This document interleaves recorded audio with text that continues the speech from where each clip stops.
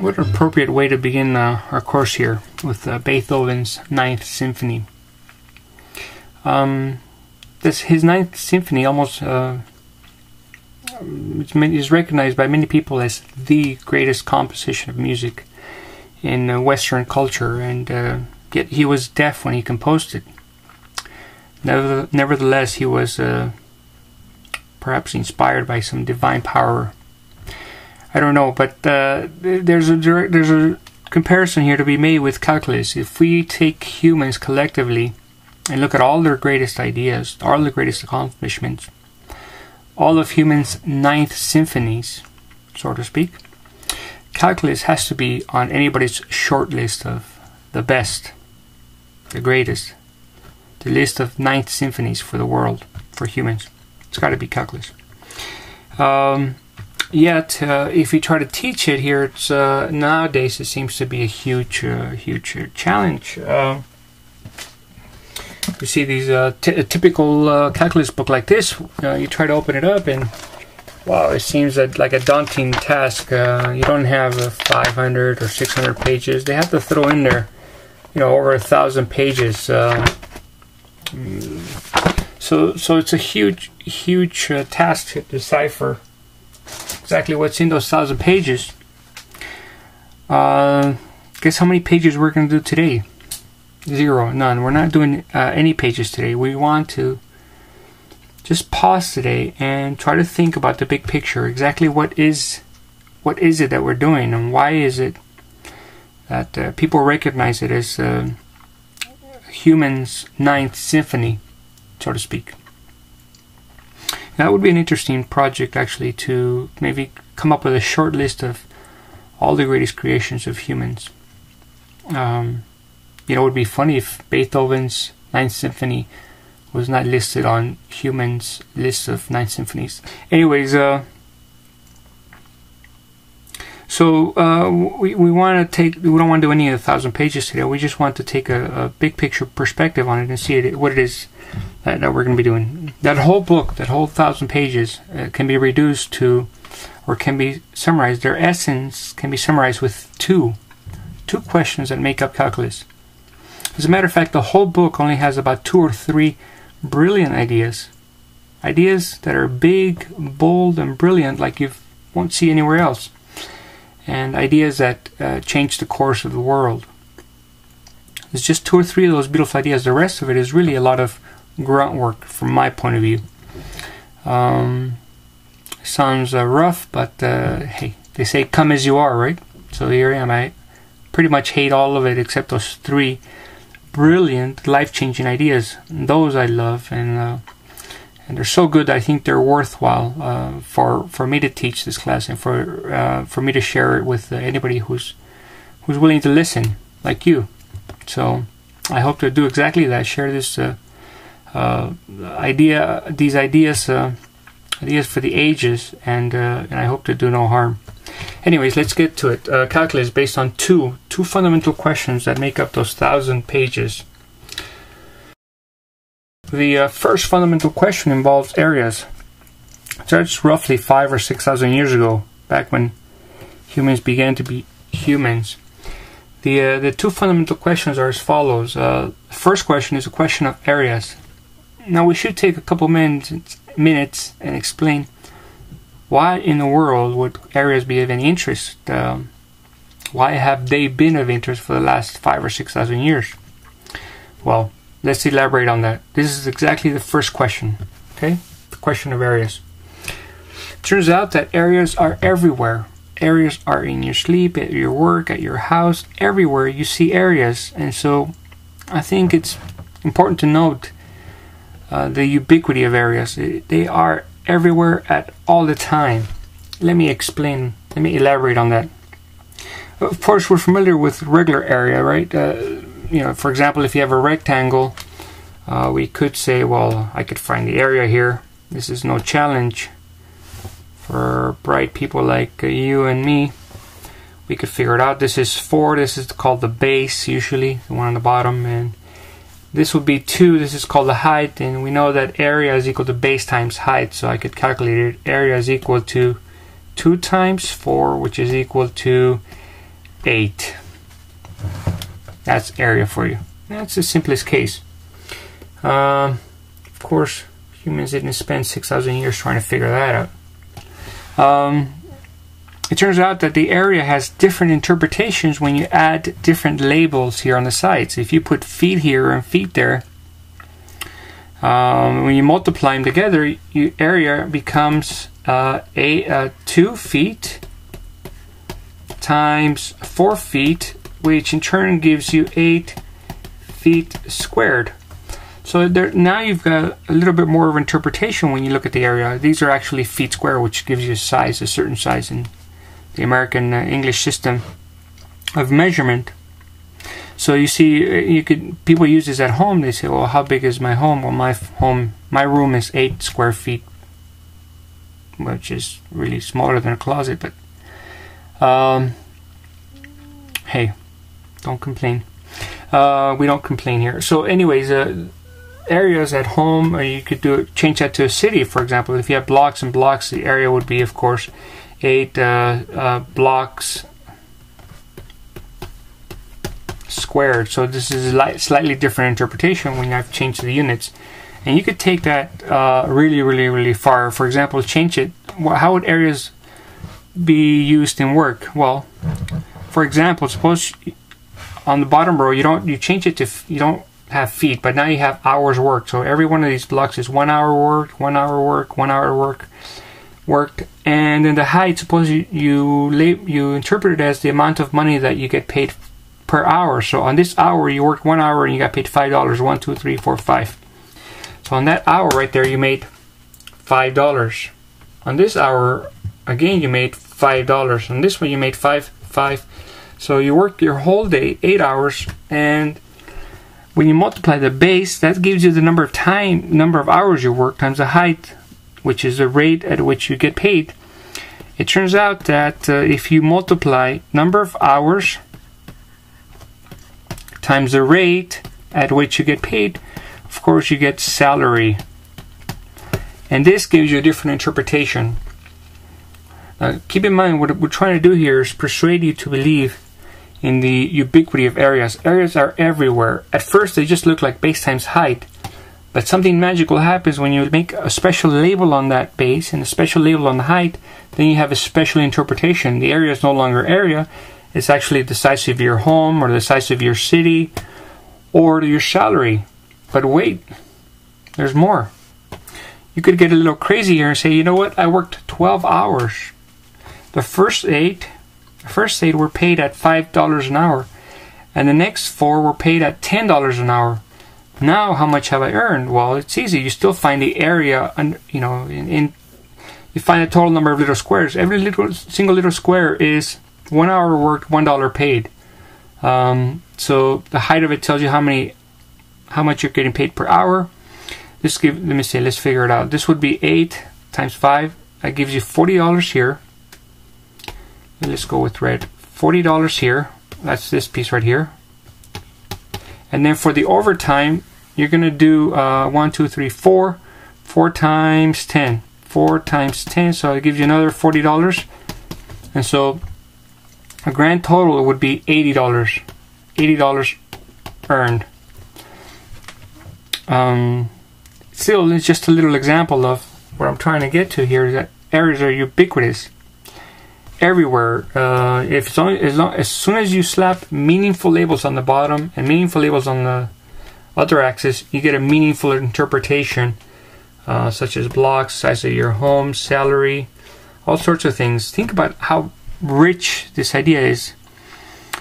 You go to your electricity shop. I don't know if they still have those, but they used to have those in high school, where you take electricity and you learn all these basic properties or laws. So we take a look at your laws for electricity here. There's a famous one that says that the amount of voltage can be computed by taking the current and multiplying it by the resistance.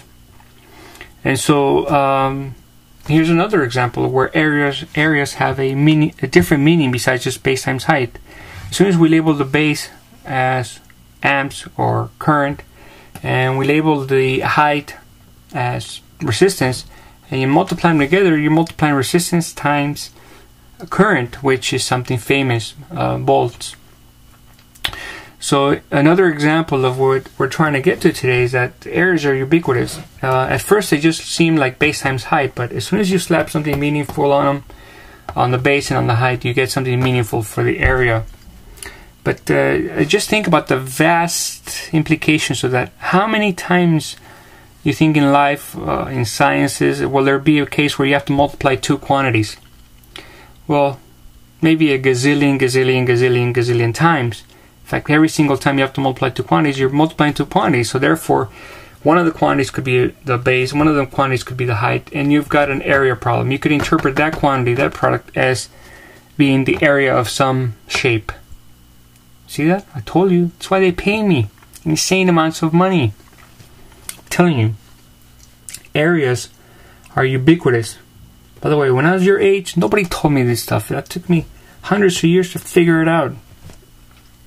I'm getting upset. Alright, here's another classic example with the rate at which you walk and the number of hours that you walk. So suppose for 4 hours you have nothing better to do but to walk around. Maybe you're working on your fitness. Maybe you got a witness. So you work for 4 hours. So you walk for 4 hours at 3 miles an hour. What happens when you multiply? You're multiplying rate at which you walk times time. Rate times time. This is super famous. You learned that in kindergarten. Rate times time equals distance. Right? And so on the one hand, you might think, well, area is just base times height. Yes, it is. But when I slap meaningful labels on this base and that height, you get meaningful results and meaningful interpretations for the area. In fact, for this hour you walk 3 miles, for that hour you walk 3 miles, 3 miles, 3 miles. You walked a total of 12 hours, or 12 miles, which is exactly the area of the rectangle. Okay? Yeah, this is check. 3 times 4 is 12 miles walked. Okay? I did that on purpose just to see if you're paying attention. By the way, sometimes if I make mistakes, please point them out. Send me a note or post them. Every single video will have a space for you to comment. We want to get these as good as they can be, and at this point it's a one-man show. Not even a one-man show, it's like the hands of one-man show. So any help that you guys provide, it's greatly appreciated. Just have to throw that in there. Anyways, in your physics class, there's a famous formula that says that the force is equal, or that the work that you do is equal to the force times the distance. So here's a classic example. If you move 8 pounds, if you move them 3 feet, how much work have you done? The work is the force times the distance. So you would have moved 3 times force, or 3 feet times 8 pounds. That would give you a total of 24 foot-pounds, which is the amount of work that you did by moving 8 pounds, a total of 3 feet. Super, super famous. Alright, I hope by now I convinced you. I'm beginning to convince myself. Areas are ubiquitous everywhere. Imagine how many different times in your life you will meet a scenario where area is equal to base times height. Every single time you have the product of two quantities, where you multiply them together and they give you something meaningful, then you have exactly the scenario where the area will have something meaningful. The area, so long as you've labeled one of the sides something meaningful and the other side something meaningful, the area will be something meaningful. Whatever formula applies for that day. I just showed you 4 or 5 of them. There are millions and millions of them. That is why this topic has been around for 6,000 years. Everything that humans ever multiplied. Think about it. If I had a penny for every single time humans have multiplied something, it'd be good to go. So I hope that establishes that areas is a huge question for very, very important reasons, because almost everything that all quantities, be it in physics, political science, chemistry, biology, everywhere where you have to multiply two quantities to get something meaningful, everywhere you've got area. It's all about the area. Okay? I could go on for hours talking about area, but I gotta stop there. Enough of that. Okay? Areas are ubiquitous. So, becoming a master of areas, that is our mission. That's one of them. Let me say that one more time. No, let me say this one more time. Becoming a master of areas, that is our mission. Clear? So how are we doing mastering these areas? If you're a typical student, you've probably gone through grade school, some junior high, high school, whatever. Let's see, how are we doing with mastering areas? What did you pick up? What did you learn in school about areas? Well, you learn how to do rectangles. I think we can safely put a check mark on that. You know how to do areas for rectangles. Base times height. Check. You can even do it when... Whoa. Take it easy. Thing's going crazy, but I'm not afraid. So you can even do it when suppose that the area turns out to be a triangle. Let me put some real life ideas into this just to get your mind going in the right way. Suppose you've got a little tiny car here, and suppose your car has maybe one cylinder. Now, for those of you who are not familiar with cars, they usually come with 4 or 8 or 6 cylinders. Suppose you got a very, very, very special one. You got the luckiest car. You got the luckiest in the world, and you got the most special car. You only have one cylinder. So suppose you drive and you want to go fast, and suppose you start driving at the first hour. You start at rest, so you're going at 0 miles an hour. And you step on it and you floor it and you start going faster and faster and faster. So you can think about this as as an axis. This would be your X and this would be your Y. And you were plotting the Y values represent how fast you're going, and this one represents the number of hours that have elapsed. So you step on the gas and you floor it, and you go and because you floored it, you're going faster and faster and faster. Even though you started going at 0 miles an hour, maybe after 1 hour, now you're going at 10 miles an hour. No way. Yes way. Whoa, you've done it. Maybe after 2 hours, you're going at, I don't know,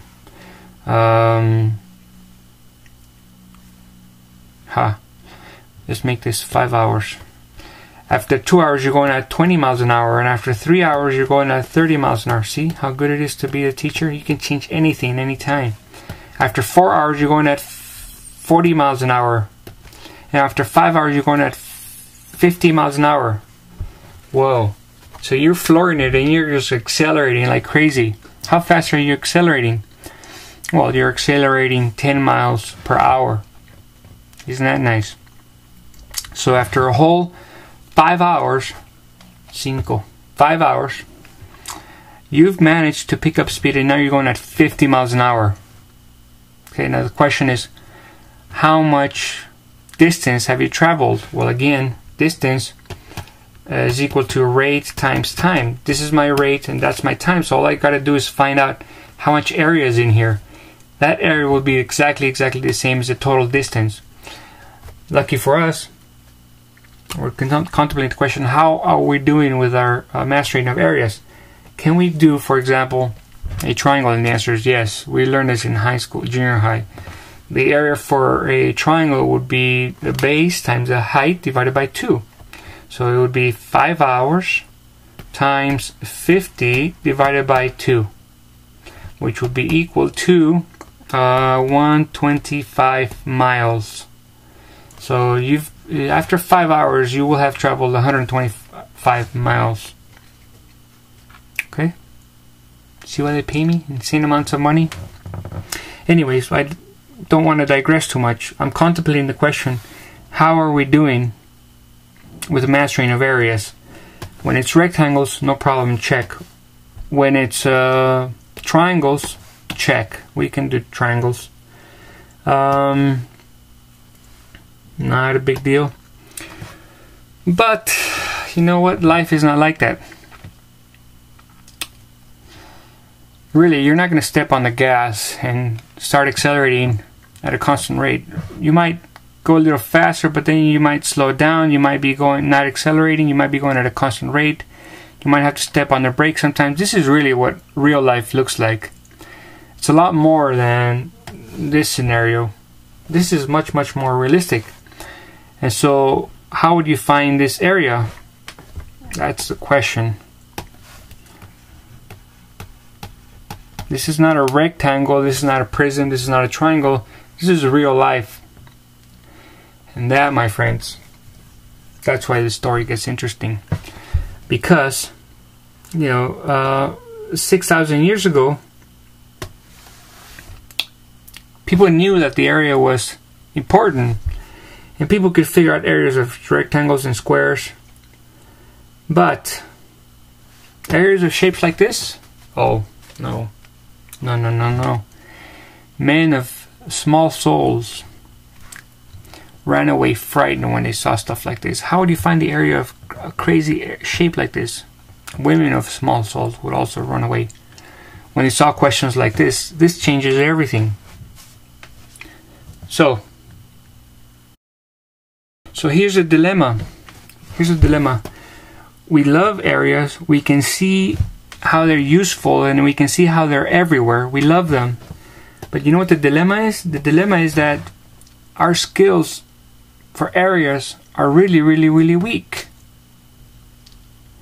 At this point, if you're a typical student, you've gone through junior high, high school, whatever, and our areas are really, really weak to the point where we can only do, I don't know, we could do triangles. Let me see if we can do triangles. Here's how weak we are. We can do rectangles, we can do triangles, we can do maybe prism, I don't know. This is, the kind of type of areas that we can do, but I think that's weak, especially considering that we live in real life here. And that real life really looks a lot more like this, where there's no triangles, there's no rectangles, or anything like that. So, that's the dilemma. The dilemma is that we love and we know that the areas are important. We knew this 5,000 years ago. But our area skills are so weak. You could almost say they're infantile. They're childish.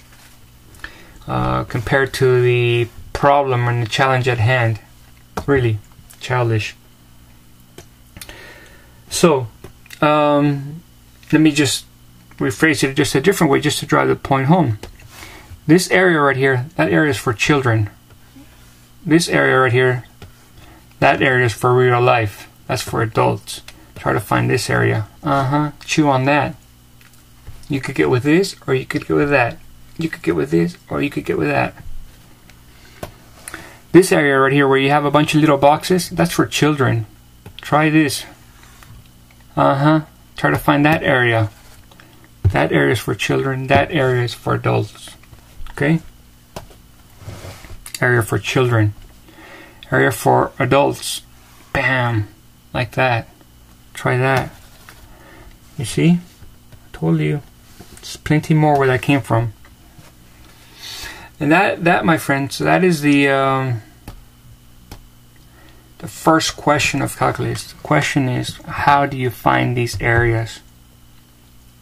Okay? That's the first question. Those 1,000 pages in those calculus books, they're all meant to address two questions. This is one of them. How do you find the area under curves like this? For that, you need big, bold, and brilliant ideas. Really, really big, really, really, really bold, and really, really brilliant ideas. Ideas that took 2,500 years to make. Not by one person, but by a collection of some of the greatest minds that have ever lived, some of the greatest minds that the human race has ever produced. And they were working in relay, one after the other, for 2,500 years. So that they could come up with a big, bold, and brilliant idea to resolve that issue. But we can't talk about that here. That's the next lecture.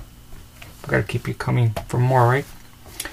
So what I thought we should do today is just talk a little bit about the second question. The second question is a question of slopes. Let me tell you the question of slopes. You've all done this in algebra. You found slopes, I reckon. Right? You have found slopes. So you take, for example, this right here, this line, and you say, your teacher asks, what's the slope? Slope. Sometimes they use the word letter M for the variable. And your teacher would always say change of y, the rise over the run. So you look at this and you say, okay, what was the change? What was the rise? The rise was 40. What was the run? The run was 8. Oh, so the slope is 40 over 8 or 5, right? No biggie there. But something incredibly special happens. This is just slope. Dry, soulless, meaningless slope. But something special happens. The minute you put labels on the x and the y coordinate, something special happens. Whoa, now it's no longer slope. Now what have we got? The slope would be equal to the distance, the change in distance. This little triangle means change.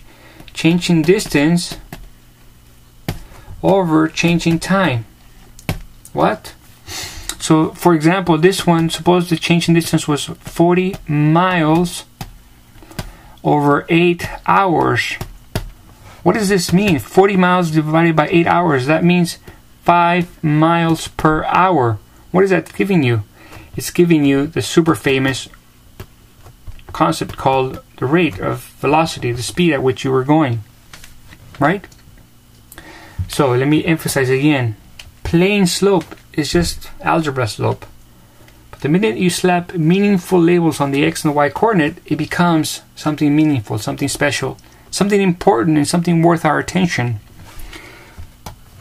Again, this is just plain slope. You could take, you've done this in algebra. You can say m is equal to change in y, which is 30.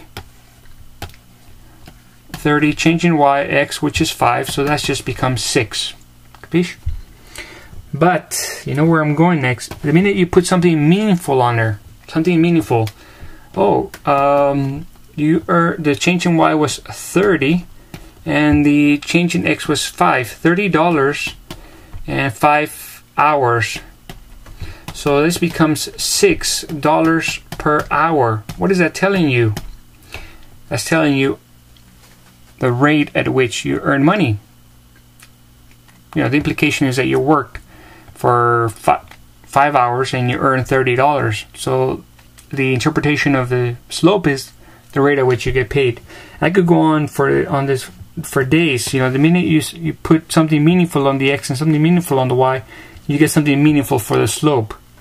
In fact, the two questions may seem like different questions, but really, I've been thinking about this all summer.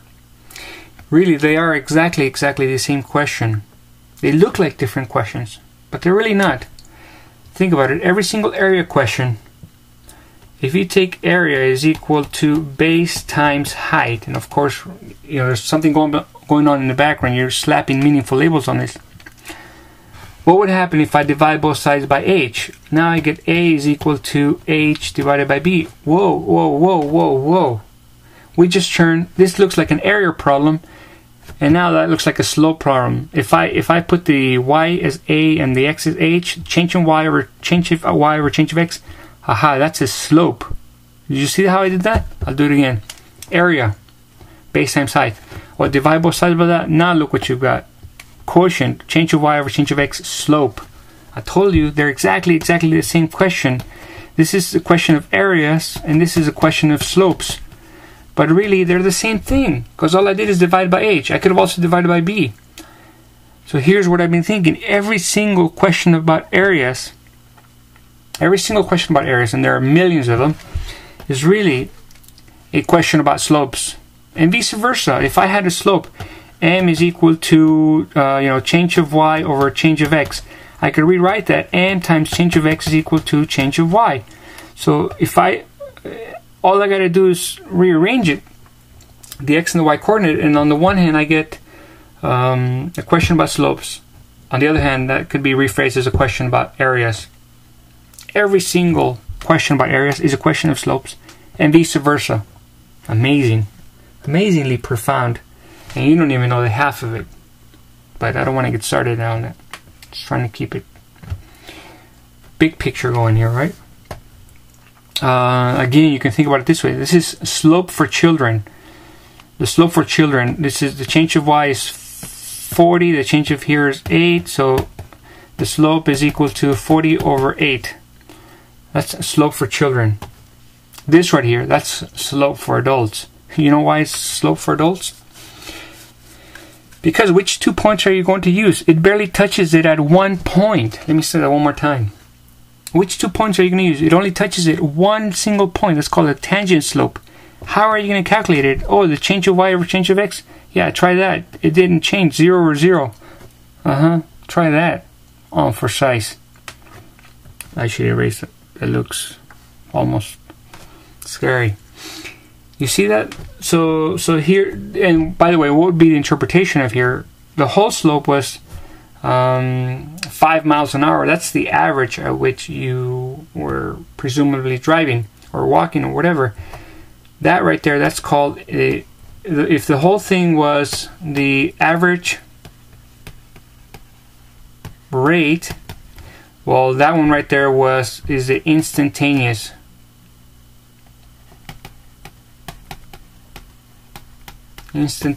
rate, meaning that at this time, for example, suppose it was 6.37 hours into your ordeal here. At that point,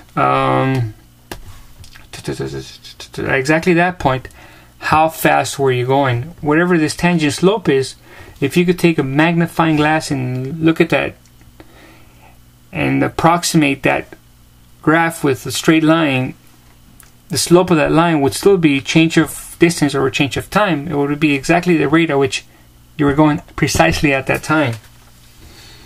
And so this changes everything. It gives view to the question that calculus addresses. This question of slopes, this is for children. This is not the one that calculus addresses. This question, the question of instantaneous slope, that's for adults. That's the question that calculus addresses. I told you there's 2 questions in these 1,000 pages here. All of it is addressing 2 questions. The question of areas and the question of slopes. Both of which have children version and adult version. This is a children's slope. You take these 2 points, you find the change of x, change of y. This is a slope for adults where it only touches 1 point, the instantaneous rate of change. Chew on that. Okay, those are the two questions that calculus addresses. The story started 6,000 years ago with these 2 questions, and what we want to do is we want to celebrate the great accomplishments, the 9th Symphony of a collective group of some of the best brains that have ever walked amongst us in a form of relay. Answer these questions. They didn't just answer them, they answered them with great elegance and style. What a pleasure to be here sharing this with you. Again, we should call it a day here. And call it a day. Look forward to it.